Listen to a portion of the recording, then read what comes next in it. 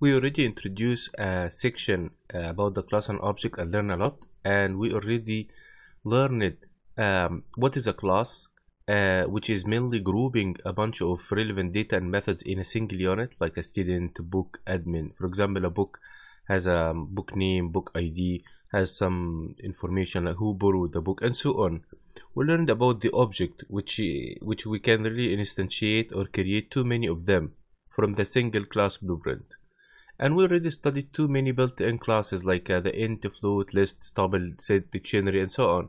So we learned to define our own user classes or objects, and we also used the built-in one, and we learned how to differentiate between mutable and immutable ones. We learned about dunder methods like the init method that help us to construct new objects, but this isn't a very accurate statement. We will learn more in the next slide, and we already also learned about the str and representation for representing an object. We learned how to create our own attributes and our own methods, and we learned the difference between that and the function. So the init method. For the init method, the core target of the init method is assigning the class attributes. When you create emp equal employee, this is what's happening behind the scene. First of all, the Python creates memory for the new object. Then it calls automatically the init method. So the actual purpose of the init method is just assigning the attributes for you, preparing the object. But the actual memory creation actually happens outside the init method itself. The init method shouldn't return anything, or just none. Otherwise, you will get a type error. And it's like any function. You can, for example, pass arguments in whatever way you can do with the function itself.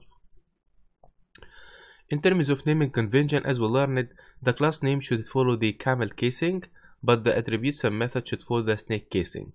Class name and attributes are typically nouns, something like users manager for a class, total users for an attribute. But on the other side, methods and functions should indicate of an action, something like compute result, find user, and so on.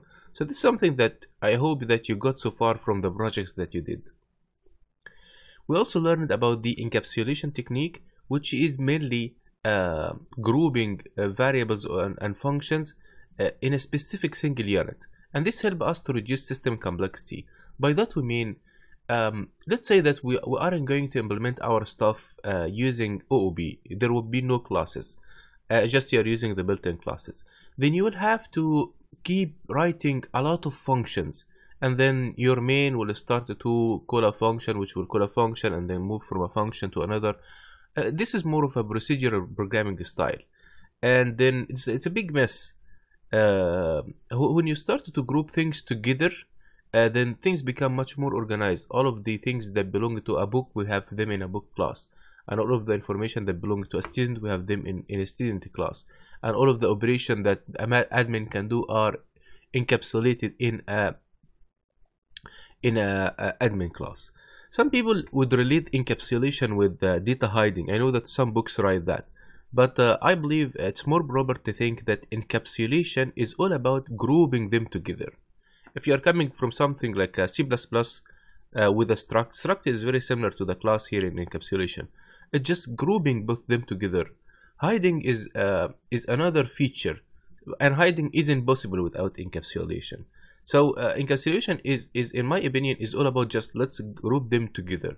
Will you hide data or not? This is another concern, and we will learn more about that in the next video. Overall, OOB is all about your ability to view the world as a set of interacting objects. When you see such a building, you can think of it that, oh, we have a bunch of elevators, floors, apartments. The apartment is a bunch of rooms, washrooms. We have details for the room. We have the location of the electricity outlets details. We have garage details. Everything here is an object that has a bunch of methods and attributes, and so on. You can think of everything like that. Like, let's say that there is a calendar. You would like to think about the calendar in terms of what is in the year, what is in a day, and so on. So OOB is all about objects. That's all.